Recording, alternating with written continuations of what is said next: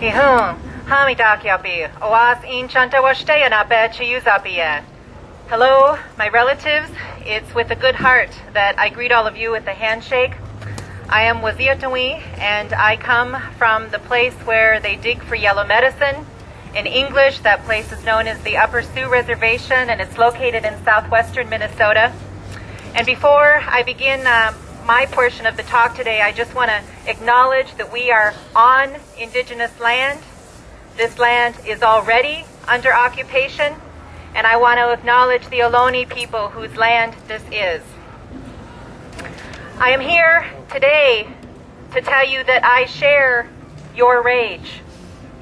I am here to tell you that I share your frustration. I'm here to tell you that I share your disgust in the government that places profits over people, corporate interests above humanity's interests, and exploitation over life. Today, I am here as an Indigenous woman to support your movement. And I am here to tell you, as an Indigenous woman, that the roots of your pain and mine are the same. It's my hope that you will use this opportunity to understand some deeper truths about the nature of the problems we are all up against. Since September 17th, Americans have taken to the streets to protest corporate greed, economic inequality, and to oppose what has become an increasingly fascist state. Occupy protesters around the country, and indeed around the globe, have labeled themselves as the 99%, in contrast to the wealthy elites who continue to build wealth on the backs of the masses. But the crises we are facing run much deeper than the economic inequality you are experiencing today. They reach back to the very foundations upon which this country was founded.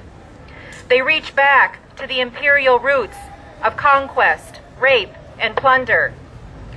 As one protest sign proclaimed, the system isn't broken, it was built this way. This movement began to protest Wall Street. It is no coincidence that this infamous street traces its origins to European colonial expansion.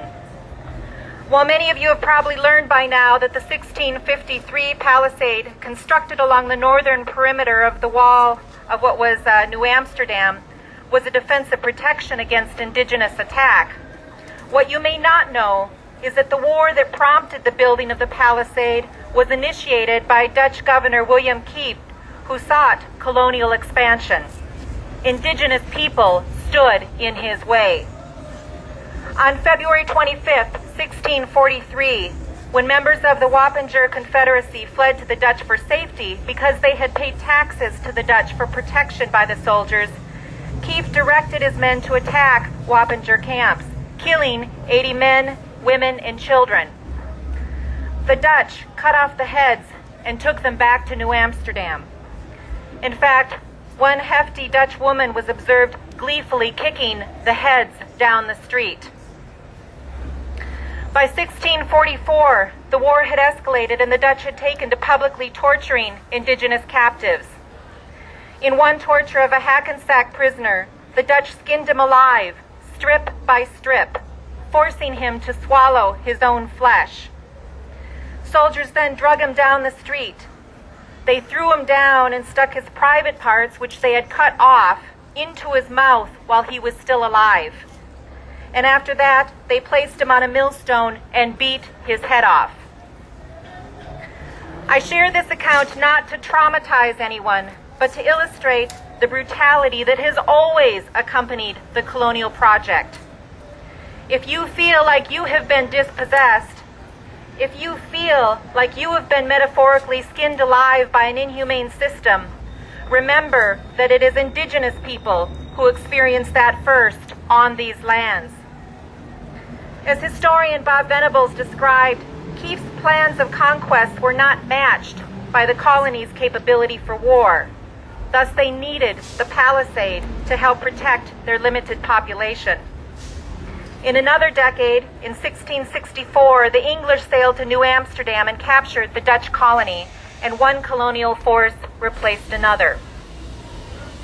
I share this history to demonstrate that greed and desire for power have always characterized Wall Street. There is no separation between colonial expansion, the ongoing subjugation of indigenous life, and the capitalist exploitation of life for economic gain. Further, these objectives have always been pursued with extreme brutality and a callous disregard for any life that gets in the way. If you feel expendable, it's because to the current power structure, you are. All life is. In the conquest of the Americas, capitalism is inseparable from colonialism and imperialism. Like the relationship between the motherland and the colony, or civilization and its outlying communities, capitalism consists of a center, the heart of the system of capitalist exploitation, and the periphery, made up of dominated countries and peoples. As Samir Amir has stated, during all the stages of capitalism, the plunder of the resources of the peripheries, the oppression of colonized peoples, their direct or indirect exploitation by capital remain the common characteristics of the phenomenon of colonialism. Indigenous peoples were the first casualties of this inhumane system, but we certainly are not the last ones, nor are we the only ones. The crises we are in today are no surprise to Indigenous peoples. From the time of invasion, Indigenous people understood that the ways of the invaders were incompatible with life. They were incompatible with life not only because they launched relentless assaults on our people and homelands, but also because the exploitation required to fuel economic growth and expansion could not be sustained indefinitely. Indigenous people knew that Europeans and European Americans were heading in a suicidal direction, that someday even they would be forced to realize the lunacy of their actions. We are at that point today. Life before invasion and colonization was different for our peoples. As Lakota spiritual leader John Fire Lame Deer wrote, "Before our white brothers arrived to make us civilized men, we didn't have any kind of prison. Because of this, we had no delinquents. Without a prison, there can be no delinquents. We had no locks nor keys, and therefore, among us, there were no thieves. When someone was so poor that he couldn't afford a horse, a tent, or a blanket, he would, in that case, receive it all as a gift. We were too uncivilized to give great importance to private property. We didn't know any kind of money, and consequently, the value of a human being was not determined by his wealth. We had no written laws laid down, no lawyers, no politicians. Therefore, we were not able to cheat and swindle one another." And with his classic sense of humor, he wrote, "We were really in bad shape before the white men arrived. And I don't know how to explain how we were able to manage without these fundamental things that, so they tell us, are so necessary for a civilized society." If you know anything about Indigenous life today, you know that our health, well-being, and freedoms have deteriorated significantly since living under colonial occupation. We have seen all life deteriorate under colonial occupation.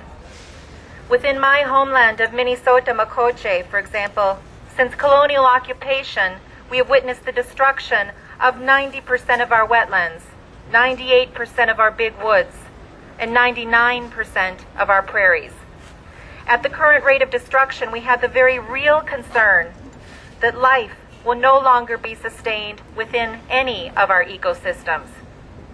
Yet because there are still more profits to be drawn from continued exploitation, every day more lands are plowed and drain tiled to support a few more acres of industrial monocrop agriculture. Every day more pesticides and fertilizers are dumped on these crops. Every day more lumber is cut from our forests, more iron is mined from our mother, and more toxins spew from coal and nuclear power plants. This is what has resulted from colonial occupation. Given this history, I would like to add my voice to the voices of other Indigenous peoples who have called for a name change of the Occupy movement and Occupy Oakland specifically. When these movements use the language of occupation, it invokes all the destruction of the last 519 years. It precludes Indigenous involvement because Indigenous people from all over the world, from Australia, from Africa, from New Zealand, from South America, Central America, North America, from Palestine, any population living under occupation will cringe at that word. If you truly seek to align yourselves with the marginalized and with the dispossessed, it's imperative that you reject the language and ideology of the capitalistic colonial enterprise.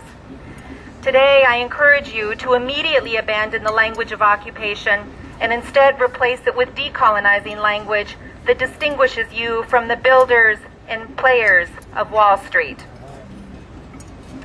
Further, if you are just interested in simply acquiring your fair share of the economic pie, I hope you understand that this would only be a short-lived solution to a major economic crisis that is just one crisis among many.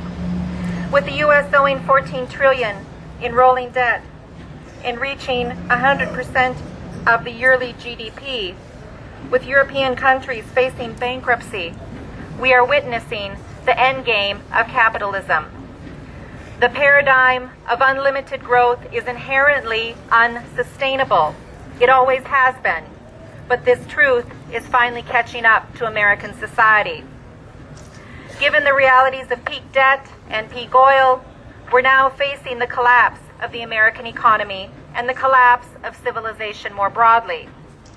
These, combined with the crises emerging from global warming, climate change, and the collapsing of ecosystems due to hyper-exploitation, mean that it is time for everyone to recognize the harm of the existing systems and institutions and to seek to dismantle them completely to save all life before it is all destroyed. You will not find your justice in capitalism. You will not find your justice in the colonial government of the United States. You will find justice when the institutions of capitalism and colonialism are destroyed and they are replaced by sustainable ways of being that nurture and protect all life. Salam.